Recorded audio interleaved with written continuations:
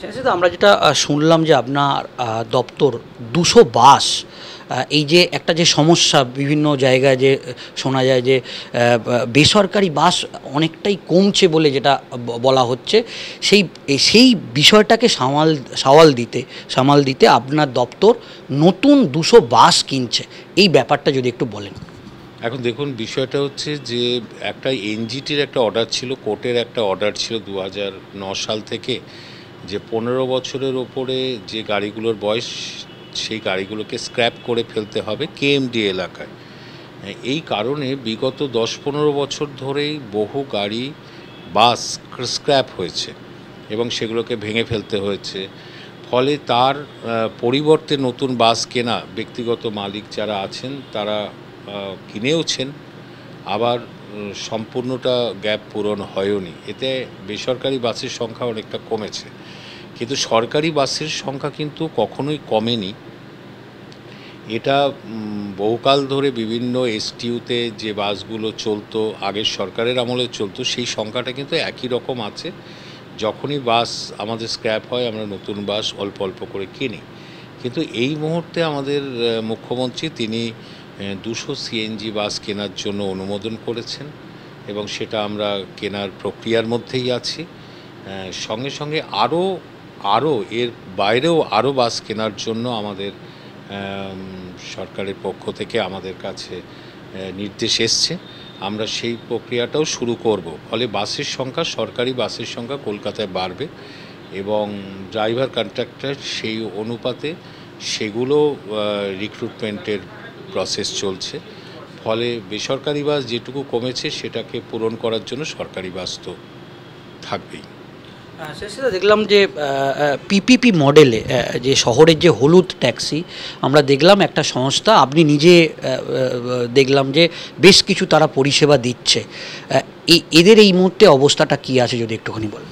না, হলুদ ট্যাক্সি ওটা পিপিপি মডেল না, এটা একটা সংস্থা, তারা হলুদ ট্যাক্সি নামিয়েছিল, হেরিটেজ আকারে নামিয়েছে।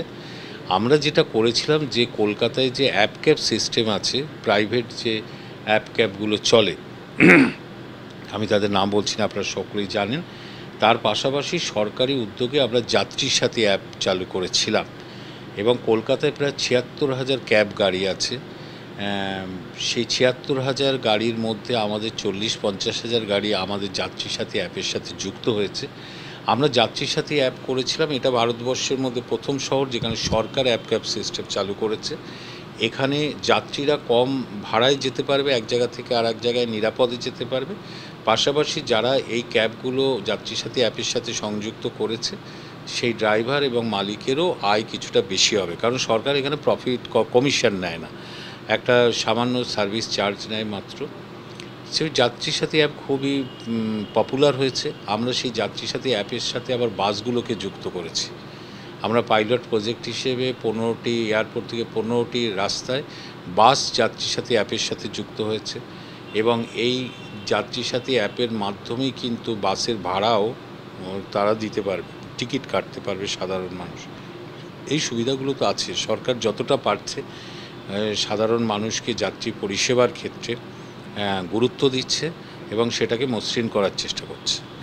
আমরা দেখেছি যে পরিবহন দপ্তরের পক্ষ থেকে লঞ্চ বিশেষ সার্ভিস, সেই সার্ভিসও চলে। এবারে পুজোর সময় বিশেষ যে ফেরিঘাটগুলো আছে সেটা নিশ্চয়ই আপনি খতিয়ে দেখেছেন, সেই ব্যাপারটা যদি একটুখানি। হ্যাঁ, দেখুন, আমরা বাসের পাশাপাশি ফেরি সার্ভিসও আমরা বাড়িয়ে দিই পুজোর সময়, এবং নর্থ ক্যালকাটা এবং সাউথ ক্যালকাটার পুজোগুলো যাতে দেখতে পায় তাই আমরা ফেরি সার্ভিসের মাধ্যমে এটাকে যুক্ত করে দিই। অর্থাৎ কেউ সাউথ ক্যালকাটার সব পুজো দেখার পরে আবার ওই ফেরি করে নর্থ ক্যালকাটায় পৌঁছে আবার সেখানকার পুজোগুলো দেখতে পারে। ফলে এই ফেরি সার্ভিসও পুজোর সময় দেওয়া হয়, বাড়তি করে দেওয়া হয়, স্পেশালভাবেই দেওয়া হয়। আরেকটা কথা বলবো যে আপনার দপ্তরের পক্ষ থেকে একটা অর্ডার হয়েছে শুনলাম, যে বেশ কিছু রুটে যে বড় বাসগুলো আছে সেগুলোকে ছোট আকারে বিভিন্ন রুটে চালানো হচ্ছে, যে এই যে তেলের দাম বৃদ্ধির জন্য, এই প্রক্রিয়াটা যদি আমাদের একটুখানি বলেন, এটা কিভাবে করছেন আপনার দপ্তর। দেখুন, 2014 সালের পর থেকেই বিগত যে 10 বছর অতিক্রান্ত হলো কেন্দ্রীয় সরকারের, আপনারা খেয়াল করে দেখবেন পেট্রোল ডিজেলের দাম প্রায় তার 60-70% বেড়ে গেছে। এতে পার কিলোমিটার কস্ট অনেক বেড়ে গেছে গাড়ি চালাতে। ফলে বাস পরিষেবা দেওয়ার ক্ষেত্রে বেসরকারি উদ্যোগের কিন্তু অনেকটা কষ্টসাধ্য হয়ে দাঁড়িয়েছে।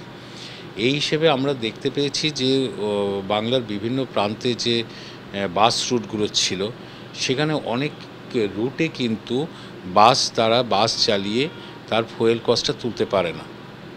তখন তারা আমাদের কাছে যেটা আবেদন করেছিল যে আমরা যে বাসটা 15 বছর হয়ে গেছে বা যে বাসটাকে আমরা স্ক্র্যাপ করতে চাই, স্ক্র্যাপ করে আমি নতুন বাস কিনতে চাই, সেখানে একটা নিয়ম ছিল যে 53 সিটের বাস যদি স্ক্র্যাপ করা হয় তাহলে সেই পারমিটে সে আবার একটি 53 সিটের বাসই কিনতে হবে।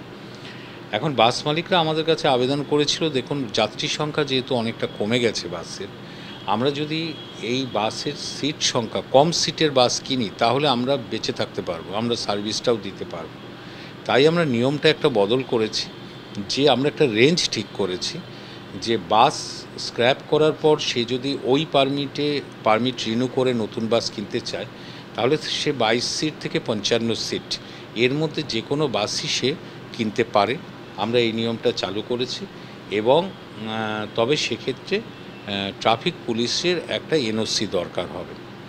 এই শর্তটা দিয়ে আমরা এর পথটাকে খুলে দিয়েছি, এতে অনেকটা সুবিধা হবে। কেউ বড় বাসের বদলে ছোট বাস কিনে সে বাস সার্ভিসটা দিতে পারবে। আর ট্রাফিক পুলিশের এনওসিটা রাখতে হয়েছে এই কারণে যে কোনো রাস্তায় যদি একটি ছোট বাসের বদলে কেউ বড় বাস কিনতে চায়, সেটা যানজট তৈরি করছে কি না সেটা ট্রাফিক পুলিশ তো দেখে, তাই তাদের একটা এনওসি দরকার হয়। অর্থাৎ যাই হোক, একটা শর্ত থাকলেও আমরা এর স্কোপটা খুলে দিয়েছি যে কোনো বাস স্ক্র্যাপ করে সে অন্য সিটের বাসও কিনতে পারবে।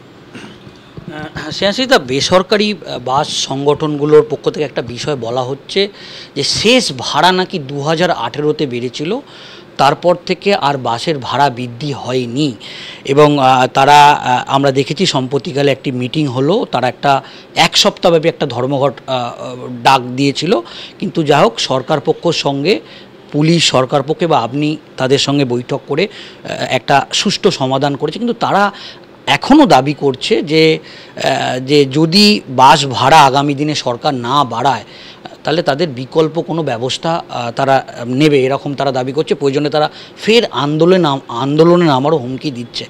এই ব্যাপারটা যদি আপনি একটু স্পষ্ট করেন। দেখুন, বিষয়টা হচ্ছে যে বাস ভাড়া বৃদ্ধির জন্য বেসরকারি সংগঠন আবেদন নিবেদন সবসময় করে, আমাদের কাছে করে না তা নয়। তার কারণটা হলো আপনাদের বলি যে পেট্রোল ডিজেলের দাম আমি যেটা বলছিলাম সেটা এই গত 10-11 বছরে কেন্দ্রীয় সরকার নরেন্দ্র মোদীর আমলে প্রায় 60-70% বেড়ে গিয়েছে। 60 টাকা 65 টাকার পেট্রোল ডিজেল এখন সেটা হয়ে দাঁড়িয়েছে 90 টাকা